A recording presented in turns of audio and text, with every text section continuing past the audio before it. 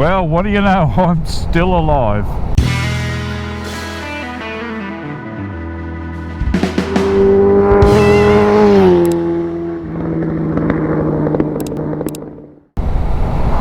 G'day everybody, welcome back. This is just a bit of an update. What's an update on? Well, it's an update about the issues that I raised about my Multistrada, and going back a few videos. If you missed it, I'll pop a link up in the corner. I received a message from Marty at the DUCATI Shack. The DUCATI Shack is an eBay store, and he's based here in Tassie. Anyway, he sent me an SMS with a photograph, and he said, I bought your old ST3. The story is that the guy that bought my ST3 from me, it was stolen from him. Sure, if that's what you say. Anyway, it went to auction as a stolen, recovered vehicle, and Marty bought it. He bought it for his own private collection, essentially, and he's now got it re-registered and is back on the road, and he's very happy. Said it rides like a new bike, the suspension is really excellent. He was quite complimentary. So anyway, we had a bit of a back and forth exchange via text message, and oh, good on you mate, and blah blah blah. And then he just happened to drop on me. He said, I've got a wrecked 950 Multistrada, and he said to me, I've got this dash off this wrecked Multistrada, did you want to plug it into your bike and see whether or not it resolves the issues that you're having with your heated grips and your air temperature sensor?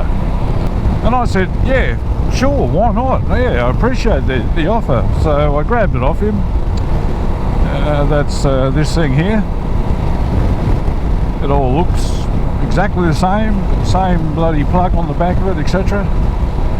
And I was all set to just rip this dash out and plug it into the bike, and I thought I'd better do a bit of due diligence and just make sure that this is going to be compatible. So I thought I'd do the right thing and get on a forum. Said no one ever, but I did. I just had a bit of a search online, and as is typical with this type of thing, you get mixed responses.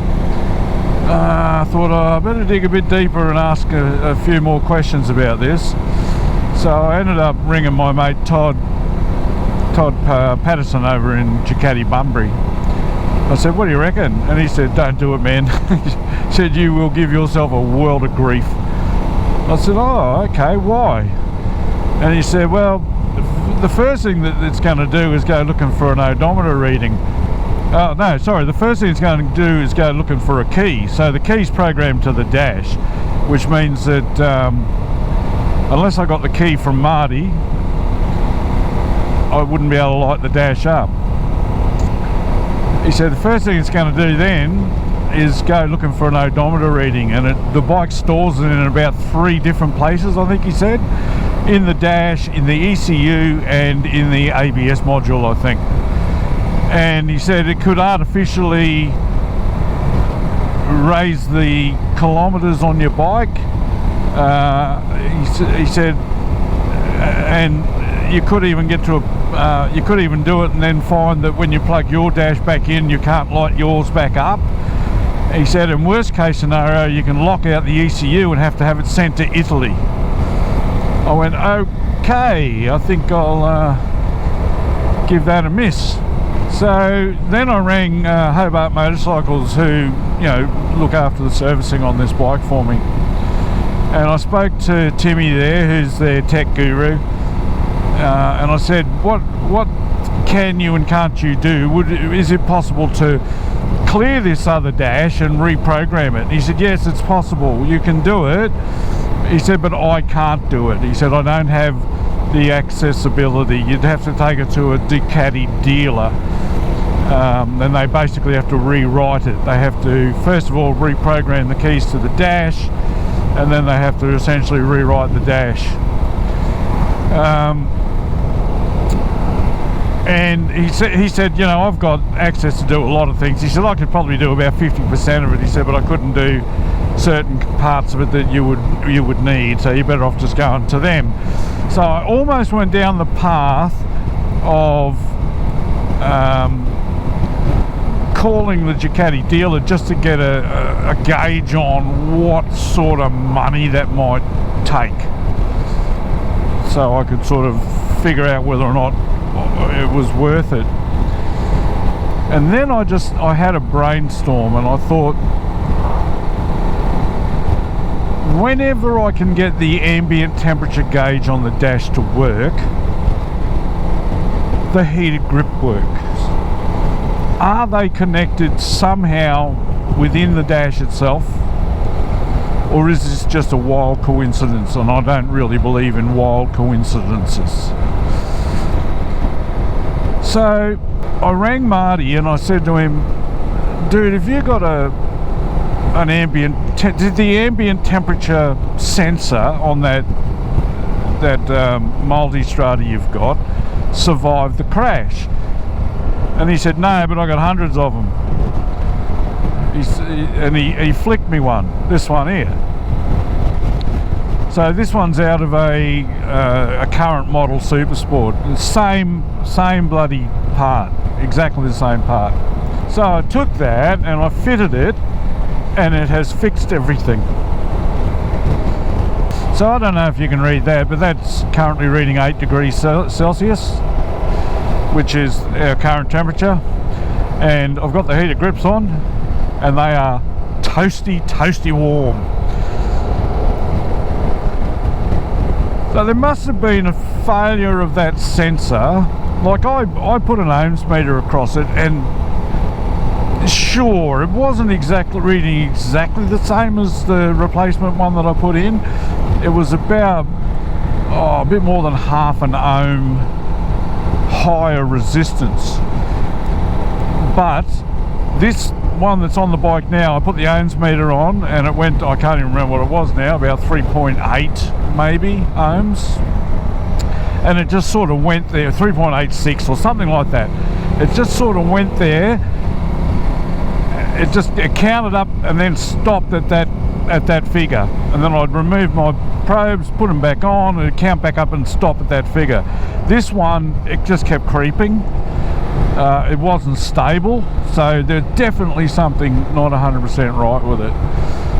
And yeah, I just plugged it in, and it's been 2 weeks now and it hasn't faltered. I've had toasty warm grips and a working, fully functioning dash ever since. So I could have gone down a bloody horrible rabbit hole and I could have wasted a lot of money chasing that flaming thing. And it was just a simple air temperature sensor. So I'm pretty bloody happy, I have to say, very happy.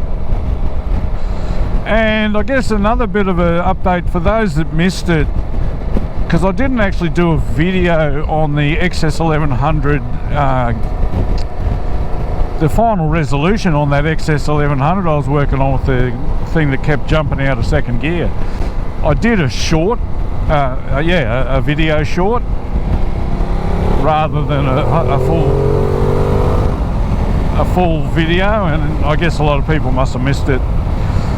But essentially we cured it, and I'll just put a link to, no, I can't even put, I don't even think I can put a link to the short. Maybe I'll just embed the short here.